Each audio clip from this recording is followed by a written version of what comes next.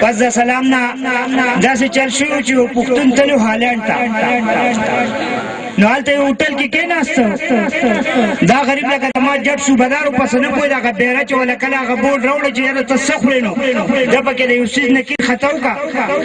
چې ویې کته یو ساعت پس ولا دا لوګانو ډک پلیټ راوړ ده ویې خدای پاکه پاکستان خو دا پاکستان دی چې دلته هم دا لوګانو نه خلاص نشو دی خوا یو انګریز ته چر پروت و هغه هغه چر خوړه و ده ورته خوار خوار کته دا خپله لوګان ختم که په دې کې هغه بیره راله انګریزی کې انګریز ته وایي چې که څه ضرورت یې راته ووایه نو دی ورته یې اګین بدل یې چرګ راوړو دی پښتون پړو خوړه جوړ د اګین دی چرګ ته وایي دله راله ورته یې وایي که څه ضرورت یې راته ووایه دی ورته یې اګین دله بیا لوګان بډا دغه بیره د مرۍ نه ونیو خدای دې ستا بیخ بنیاد وباسي ته د هغه د اګین ته وګورو زمونږ د اګین ته وګورو بل داسې چلو چې سکول ته یو ویډیایي تلو او ماشوم یې پاسه وایي پاسه بچې سومنات چا مات کړي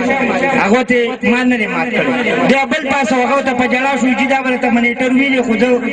دله ما پرون ریسس کې ډوډۍ نه ورکړې بیا بل پاسه وایي پاسه لکه او ته چې زما خو نن درې مروز ورته به مې ویله نن راغلی مګر استاد صاحب داسې وکړه وایي دا ستا واړه دي هغه ته چې واړه دي خو دروغ نه وي دا کار بدي نه کوي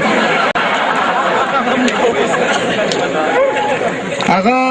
بیا ډایرکټر ته چټه ولیکلی چې جی دغسې زه د فلاني کلاس ته لاړم وړو دا جواب راکړه استاد دا جواب راکړه د خلاف د سیکشن والم هغه ځای نه ورته ډایرکټر وایي چې 3 ورځې مخکې ما د سکول دوره کړې وه سومنات ټیک ټاک